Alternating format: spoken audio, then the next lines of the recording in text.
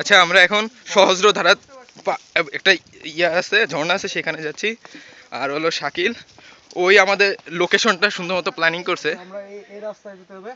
আচ্ছা আমাদের প্রায় 100 মিটার নিচে নামতে হবে প্রায় সিঁড়ি দিয়ে।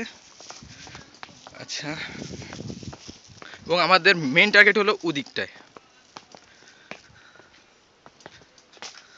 আচ্ছা শাকিল, এখানে স্পেশালিটি কি বলো? আচ্ছা এখানে হচ্ছে ঝর্ণাটা আছে সহস্রধারা, এটা হচ্ছে সবচেয়ে বড় ঝর্ণা।